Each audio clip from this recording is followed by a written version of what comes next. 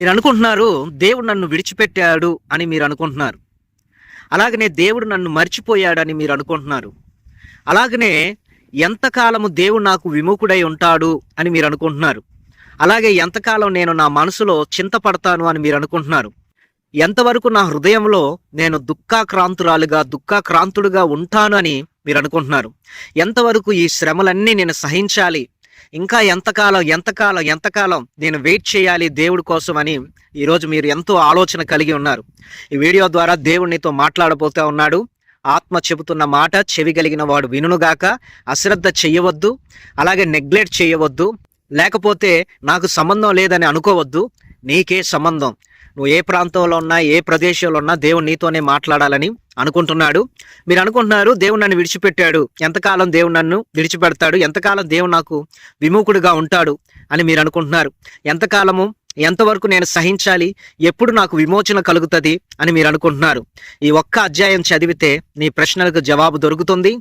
ఈ అధ్యాయం చదివిన వెంటనే దేవుడు మీకు 3 అద్భుతాలు వెంటనే చేస్తాడు. మీరు చూస్తారు.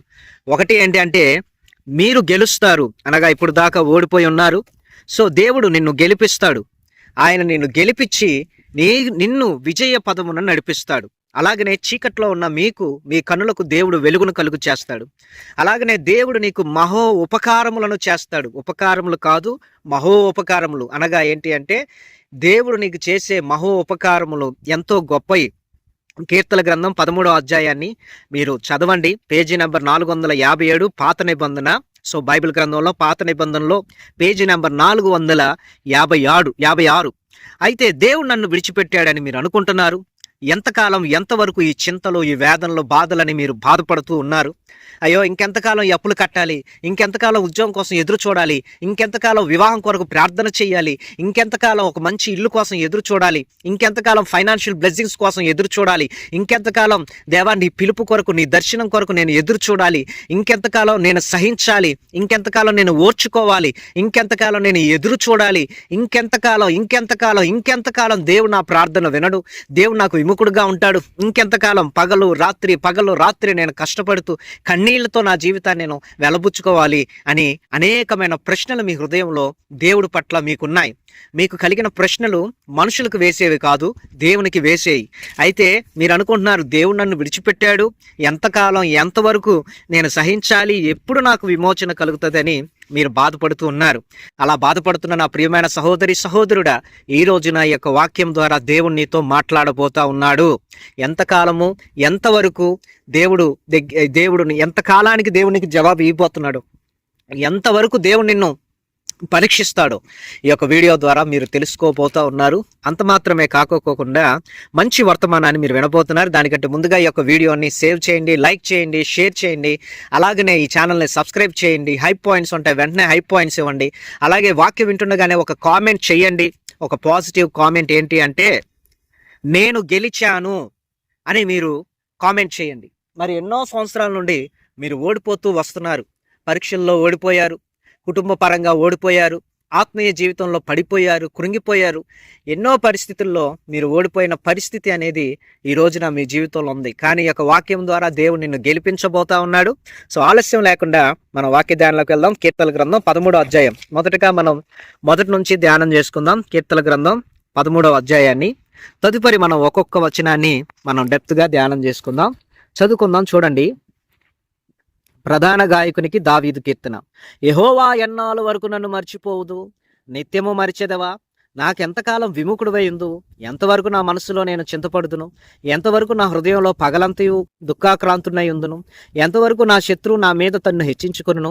యెహోవా నా దేవా, నా మీద దృష్టి ఉంచి నాకు ఉత్తరమిమ్ము. నేను మరణ నిద్ర నొందకుండను, వాని గెలిచితినని నా శత్రువు చెప్పుకొనకుండను. నేను తూలిపోయి ఉండగా నా విరోధులు హర్షింపకుండను. నా కన్నులకు వెలిగిమ్ము. నేనైతే నీ కృపయందు నమ్మిక ఉంచి ఉన్నాను. నీ రక్షణ విషయమై నా హృదయం హర్షించుచున్నది. యెహోవా నాకు మహో ఉపకారములు చేసి ఉన్నాడు, నేను ఆయనను కీర్తించెదను. చూడండి, దేవా, ఎన్నాళ్ళ వరకు నన్ను మర్చిపోతావు, ఎప్పుడు నన్ను మర్చిపోతావా? ఈ రోజున ఈ యొక్క వాక్యాన్ని వింటున్న నా ప్రియ సహోదరుడా, నీ హృదయంలో కూడా ఇదే ప్రశ్న. ప్రభా, ఎన్నాళ్ళు, ఎన్ని ఏళ్ళు, ఎన్ని నెలలు, ఎన్ని గడియలు, ఎన్ని వారాలు నన్ను మర్చిపోతావు? నన్ను జ్ఞాపకం చేసుకోవా? నాకు ఉద్యోగం ఇవ్వాలని నీకు తెలియదా? నాకు సంతానం కలుగు చేయాలని నీకు తెలియదా? నా భర్తను మార్చాలని నీకు తెలియదా? నా భార్యను మార్చాలని నీకు తెలియదా? నేను ఏడుస్తున్నాను, నీకు కనపడట్లేదా? నాకు ఎంతకాలం విముఖుడుగా ఉంటావు? ఎంతకాలం నన్ను విడిచిపెట్టి నాకు దూరంగా ఉంటావు? ఎంతకాలం నన్ను మర్చిపోతావు అని ఈ రోజున నీ హృదయంలో అనేకమైన ప్రశ్నలు ఉన్నాయి. కానీ దేవుడు చెప్తున్నాడు ఏంటి అంటే, సియోను అనుకొనుచున్నది, దేవా నన్ను మర్చిపోయావు అని నువ్వు అనుకుంటున్నావు, కానీ ఆయన నిన్ను మర్చిపోలేదు. తల్లి అయినా తన బిడ్డలను మర్చునేమో కానీ యెహోవా నిన్ను ఎన్నడను కూడా మర్చిపోడు. ఆయన అరచేతుల మీద నిన్ను చెక్కుకొని ఉన్నాడు. నాకెంతకాలం విముఖుడు అయిందు? ఎంతకాలం దేవుడు నీకు విముఖుడుగా ఉంటాడు? ఉండడు. ఆయన ఎప్పుడు కూడా నిన్ను విడిచిపెట్టడు. అందుకని బైబిల్ గ్రంథంలో రాయబడి ఉన్నది, ముదిమి వచ్చే వరకు నిన్ను ఎత్తుకొనుచు ముద్దాడు వాడును నేనే. సో తల్లి తండ్రులు లేకపోయినా దేవుడు నిన్ను చేరదీస్తాడు. సో ఆయనకి ఎన్నడూ విముఖుడుగా ఉండడు. ఆయన నిన్ను ఎన్నడూ కూడా మర్చిపోడు. నిత్యము నిన్ను మర్చిపోయే దేవుడు కాదు.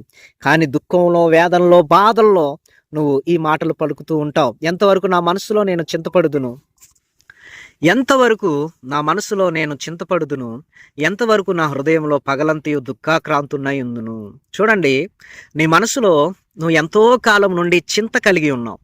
ఎంతో కాలం నుండి నీ హృదయంలో పగలంతా కూడా దుఃఖంతో నీ జీవితాన్ని ముందుకు తీసుకొని వెళ్తున్నావు. అలాగే ఎంతవరకు నా శత్రువు నా మీద తన్ను హెచ్చించుకొనును, యెహోవా నా దేవా నా మీద దృష్టి ఉంచి నాకు ఉత్తరమిమ్ము. చూడండి, నీ శత్రువులు ఎప్పుడు కూడా వాడు నీ మీద హెచ్చించుకుంటున్నాడు. నీ శత్రువు ఎవరో? మనుషులు కాదు, సాతాను వాడి సైన్యము ఎప్పుడు కూడా నీ మీద తన్ను తాను హెచ్చించుకుంటూ ఉన్నాడు. అలాగనే ఇక్కడ దేవుని యొక్క వాక్యంలో రాయబడింది, యెహోవా నా దేవా నా మీద దృష్టి ఉంచి నాకు ఉత్తరమిమ్ము. యెహోవా నా దేవా నా మీద దృష్టి ఉంచి నాకు ఉత్తరమిమ్ము. చూడండి, దేవుడు నీ మీద దృష్టి ఉంచి అంటే నిన్ను చూసి దేవుడు నీకు ఉత్తరం ఇస్తాడు. అనగా ఏంటి అంటే నీకు జవాబిస్తాడు. ఎందుకనగా ఎవరైతే నిన్ను తక్కువగా చూసి వాళ్ళని హెచ్చుగా అనుకుంటున్నారో వాళ్ళందరి ముందున దేవుడు నిన్ను ఉన్నతమైన స్థితికి తీసుకొని వెళ్ళి ఆయన నిన్ను హెచ్చిస్తాడు. అందుకనే దేవుడు నీ మీద తన దృష్టి ఉంచి ఆయన నీకు జవాబును ఇస్తాడు.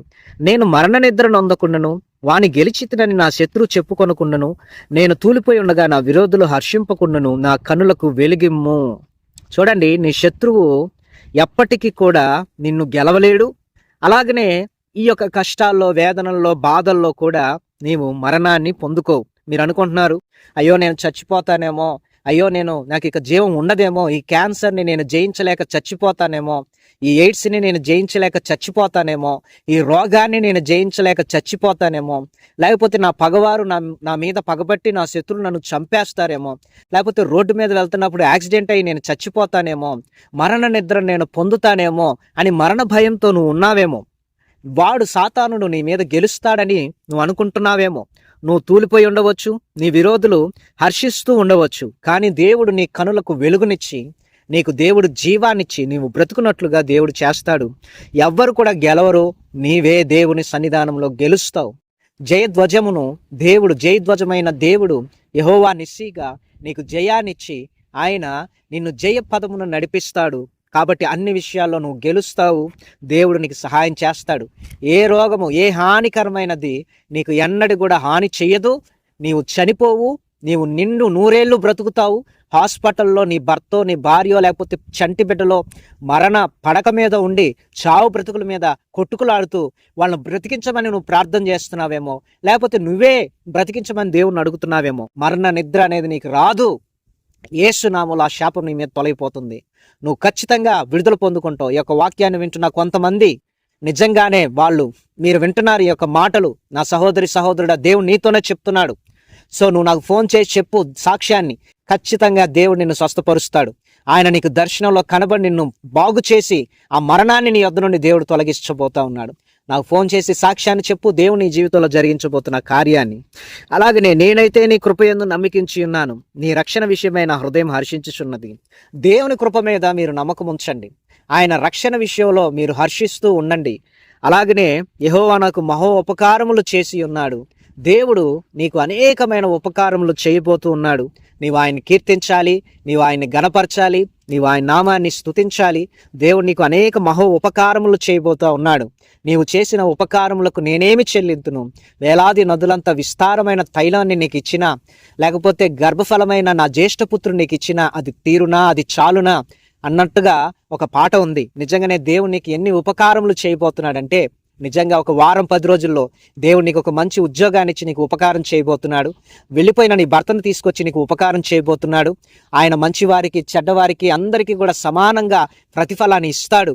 అందరిని ప్రేమిస్తాడు. నువ్వు ఎవరైనా కానీ, ఒక ముస్లిం అయి ఉండవచ్చు, ఒక హిందూ అయి ఉండవచ్చు, లేకపోతే ప్రభు మీద అంతగా నమ్మకం లేకపోయి ఉండవచ్చు, కానీ దేవుడు నీకు మహో ఉపకారములు చేయబోతున్నాడు. ఇదిగో నా బిడ్డలను పాస్ చేయమని ఇదిగో కన్నీటితో ప్రార్థన చేస్తున్నావు చూసావా? దేవుడు నీ బిడ్డలను పాస్ చేసి 10th క్లాస్లో, ఇంటర్లో ఫస్ట్ ర్యాంకులు రాబోతున్నాయి. మీరు కూడా నాకు ఫోన్ చేసి సాక్ష్యం చెప్పాలి దేవుడు మీకు చేసిన కార్యాన్ని బట్టి. ఆ కార్యం ఏంటో కామెంట్ రూపంలో కూడా తెలియపరచండి. అలాగనే దేవుడు నీకు అనేక గొప్ప కార్యాలు చేయబోతున్నాడు, మహా ఉపకారములు చేయబోతా ఉన్నాడు. మరి దేవుడు అతి త్వరలో దేవుడు నీకు అనేక అద్భుత కార్యాలు చేసి నిన్ను ఆశీర్వదించి దీవించి నిన్ను వర్ధిల్ల చేయబోతా ఉన్నాడు.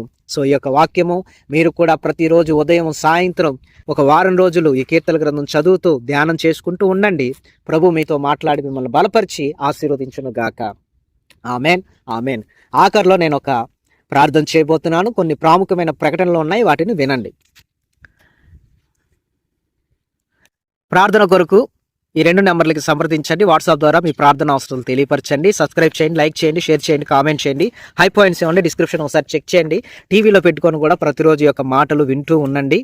అలాగనే ప్రియా దేవుని బిడ్డ, మరి కామెంట్ చేయండి. ఏమని కామెంట్ చేస్తారంటే, నేను గెలుస్తాను అని కామెంట్ చేయండి. అలాగనే ప్రభు కృపను బట్టి మరి దేవుని చిత్తము అయితే మందిరం కొరకు ఒక స్థలం కొనాలి అని ప్రేరేపించబడి ఉండగా, దయచేసి దేవుడు నీకు మహోపకారములు చేస్తాడు. ఈ యొక్క వాక్యం ద్వారా, ఈ ప్రార్థన ద్వారా మీకు దీవెన కలిగినట్లయితే, నమ్మకం కలిగినట్లయితే ఈ 2 నెంబర్లకి గూగుల్ పే, ఫోన్పే, పేటిఎం ఉంటుంది. సో ఆ యొక్క గూగుల్ పే, ఫోన్పే, పేటిఎం నెంబర్స్కి మీరు హాయ్ అని పెట్టి మీ ప్రేయర్ రిక్వెస్ట్ పంపించి ఏదైనా ఒక మందిర నిర్మాణం కొరకు, ప్రభు కొరకు మీరు కొంత మీ ధనంలో ప్రభువుకు విత్తండి. 100 ఫలాన్ని మీరు పొందుకొని ఆశీర్వదింపబడతారు. దేవుని యొక్క వాక్యం కూడా చెబుతా ఉన్నది. ఏంటి అంటే, దేవుని యొక్క వాక్యం ఏమని చెబుతుందంటే, నా మందిరాన్ని నిర్మించండి, నేను మీ జీవితాలను బాగు చేస్తాను అంటున్నాడు. సో ప్రభు పేరట నూతనంగా ఒక మందిరం స్థాపించాలన్న ఉద్దేశం కలిగి ఉంది. దీని గురించి నేను మరిన్ని అప్డేట్లు ఇస్తాను, వీడియోలు కూడా పోస్ట్ చేస్తాను మొత్తం. సో దేవుని చిత్తము అయితే ఆ యొక్క మందిర ప్రారంభోత్సవానికి మిమ్మల్ని అందరిని ఆహ్వానిస్తాను. సో అది కూడా లైవ్ పెడతాను. సో నాకు కొంచెం ఈ యొక్క పరిచర్యకి మీరు సపోర్ట్ చేయండి. ఈ యొక్క వాక్యాన్ని విన్న మీరు, ప్రభువు మిమ్మల్ని ప్రేరేపించిన కొలది డైరెక్ట్గా ఫోన్పే, పేటిఎం, అమెజాన్ ఏదైనా ఇందులో దాంట్లో మెసేజ్ చేసి మీ ప్రేయర్ రిక్వెస్ట్లు పంపించి, మీ పేరు పంపించి తర్వాత ఈ కానుకలను పంపించండి. కానుకలు పంపించాక ఫోన్ చేయండి. మీ కొరకు నేను ప్రత్యేక ప్రార్థన చేస్తాను. మీ కొరకు ఇప్పుడు ఒక ప్రత్యేక ప్రార్థన. ప్రభా, నీ బిడ్డని, నీ బిడ్డ కుటుంబాన్ని దీవించి ఆశీర్వదించండి. మరి ఎంతకాలంలో నుండి దేవుడు నన్ను వదిలేశాడు, నాకు దూరంగా ఉన్నాడు, నన్ను పట్టించుకోవట్లేదు అనుకుంటున్నారు, కానీ మీరు విడువరు, ఎడబాయరు, ఎప్పుడు తోడుగా ఉంటారు కనుక నీ బిడ్డలకు మీరు తోడై ఉండి గెలిపించి మహోపకారులు నీ బిడ్డ పట్ల జరిగించి, అయా నీ బిడ్డలు మరలా ఫోన్ చేసి సాక్ష్యం చెప్పినట్లు కృప దయచేయమని యేసు నామములో అడుగుతున్నాం తండ్రి. ఆమెన్. మీ అందరికీ ప్రభు పేరట వందనాలు. God bless you.